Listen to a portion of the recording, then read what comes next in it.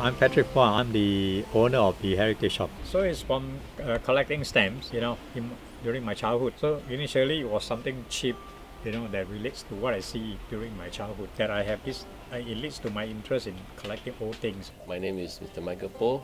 I am the owner of this Viewpoint Trading and Collectibles, started from first aid covers, phone cards, and everything.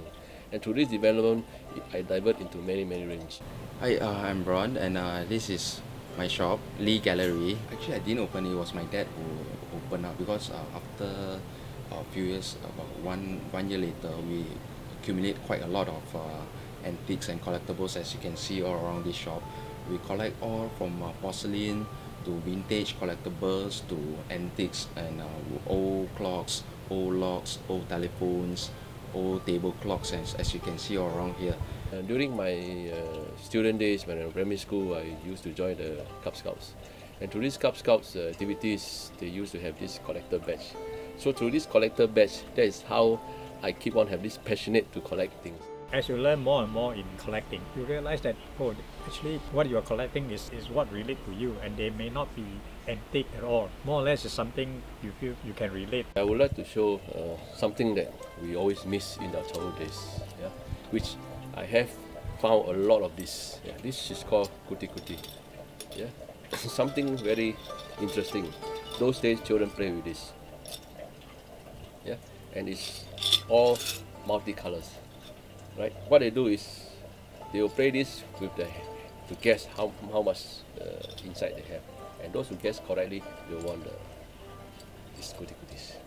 Antique and collectible things is something more than that. You go more in depth, you see. You know what happened? Why is old thing important to us? Tradition and old thing. Those days, most of the time people will say, "Hey, how have you eaten? Makan, suruh makan, jawai, wei." So these are the the greeting words in the past which people now don't practice. Today, nobody here to ask that. Today, when you see friend, hello, hi, how are you? Just like that. How are you? Very common. When you ask a person, have you eaten? It's something closer than how are you. That kind of tradition is actually important. Nowadays, as you know, we have iPads, we have iPhones, and a lot of people now are, every morning you come straight away the handphone. People are closer to all the gadgets, all those things than their friends, you see. In fact, it's getting worse and worse. Maybe it's something that is very hard to avoid. A little bit a day, make them get addicted, I don't know whether it's good for them or not, but it's not good for relationship. You don't feel that closeness. Item of the past is important because this will tell us the history or the development of the past. Because nowadays, as I said earlier, a lot of people now, they don't seem to know what is past items all about.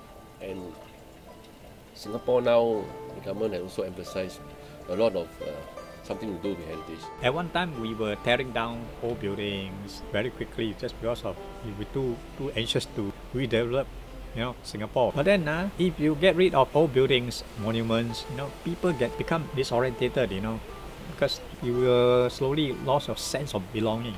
But if you have too rapid change, a lot of monuments change. Everywhere you go, you're not related to it. You got no feeling. To me, it will be like forgotten things. It will be forgotten. We cannot teach our younger generations or even my future kids that what built us. What formed us. Now, without them, there won't be us.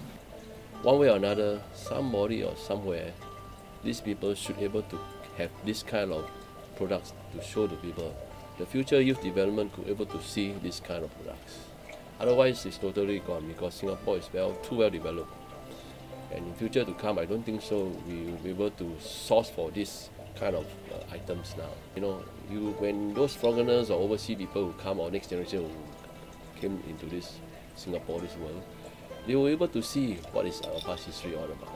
If they have an opportunity to really want to keep a piece of history in Singapore, I would advise them to keep one of this, something that would tell the story of Singapore past in the 1940s, the 50s, or the 60s. I believe everywhere, every country, they have their history, they have their collectibles, they have their vintage stuff that are very important to their country. Without them, there won't be this country. Every country have their history, have their past. It's very important. I just don't wish to see things, just vanish as age goes by.